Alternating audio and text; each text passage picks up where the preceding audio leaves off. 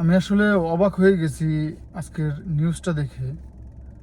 চিন্তায় পড়ে গেছিলাম, এখনো চিন্তায় আছি। আসলে এটা কোন ধরনের সিদ্ধান্ত সৌদি সরকারের, আমি আসলে বুঝে উঠতে পারতেছি না যে আসলে এরকম সিদ্ধান্ত নেওয়ার আগে হয়তো অন্য কোনো ভাবে বা অন্য কোনো আহ, সিদ্ধান্ত নিতে পারতো। তবে এই সিদ্ধান্তের কারণে হয়তো আমরা সাধারণ প্রবাসীরা খুবই বিপদের মুখে পড়তে যাইতেছি ভবিষ্যতে। আমি আসলে এটা চিন্তা করতেছি যে সামনে আসলে আপনারা কি সৌদি আরবে থাকতে পারবেন। এটা আসলে আমার মনে হয় না যে আমরা আসলে সৌদি আরবের সামনে থাকতে পারবো, কারণ আহ, যেমন আপনাদের জন্য যেমন সুবিধাও দিতেছে তেমন কঠোরও করতেছে। সুপ্রিয় প্রবাসী, আপনারা, আপনি, আমি অথবা অনেকেই আমরা বাইরে কাফালা হয়ে যারা সাপ্লাইতে বা বিভিন্ন কোম্পানির বাইরে যারা আমরা কাজ করি, যারা কোম্পানিতে কাফালা না, ছোট মহাসে কাফালায় যারা কাজ করি, আসলে এই দুঃখের সংবাদটা আসলে তাদের জন্য খুবই বিপজ্জনক হয়ে দাঁড়াবে। হইতে পারে আপনার সৌদি আরবে আপনি হয়তো থাকতেই পারবেন না, এরকমও হইতে পারে। কেননা আপনি জানেন যে আপনার যে ইকামা রয়েছে, আপনার যে ইকামাটা আছে, আপনার বিভিন্ন সময় একামা এক্সপায়ার হয়ে যায়, একবার দুইবার এক্সপায়ার হয়ে যায়। সেই ক্ষেত্রে আপনি প্রথমবার এক্সপায়ার হলে আপনি 500 রিয়াল জরিমানা দিতেন, দ্বিতীয়বার এক্সপায়ার হলে আপনি 1000 রিয়াল জরিমানা দিতেন, তৃতীয়বার চতুর্থবার যতবার এক্সপায়ার হতো আপনি 1000 রিয়াল জরিমানা দিতেন। আসলে এখন কিন্তু তেমনটা নাই। এখন সরকার সিদ্ধান্ত নিছে যে আপনি প্রথমবার যদি আপনার ইকামা এক্সপায়ার হয়ে থাকে, শুরুতে প্রথমবার ইকামা এক্সপায়ার হয়ে থাকলে কিন্তু 2 থেকে 3 দিন সময় পাইতেন আপনি আপনার ইকামা রিনিউ করার। সেই ক্ষেত্রে আপনার কোনো জরিমানা আসতো না। দ্বিতীয়বারও যদি এক্সপায়ার হইতো সেই ক্ষেত্রে আপনি সময় পাইতেন 2 থেকে 3 দিন। আপনি যদি ইকামা এর মধ্যে রিনিউ করে ফেলতেন সেই ক্ষেত্রে আপনার জরিমানা দিতে হইতো না।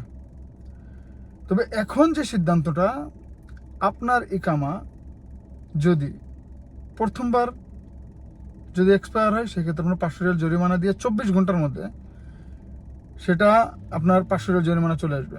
সে 500 রিয়াল জরিমানা দিয়ে আপনি আপনার ইকামা রিনিউ করলেন। দ্বিতীয়বার যদি আপনি একই ভুল করেন আপনার ইকামা রিনিউ করতে, সেই ক্ষেত্রে আপনাকে 1000 রিয়াল জরিমানা দিয়ে আপনাকে আপনার ইকামা রিনিউ করতে হবে।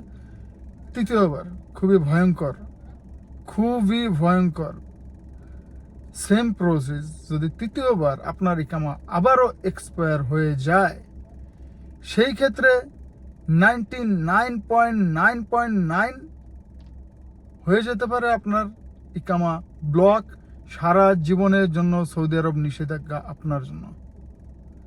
সৌদি সরকার এই সিদ্ধান্ত নিয়েছে নতুন করে।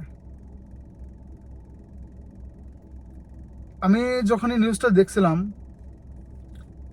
আসলে আমি তখনই চিন্তা করতেছিলাম যে সৌদি আরবে থাকা এখন আর মনে হয় মানে সাধারণ প্রবাসী যারা আছেন তাদের জন্য মনে অসম্ভব হয়ে পড়ছে।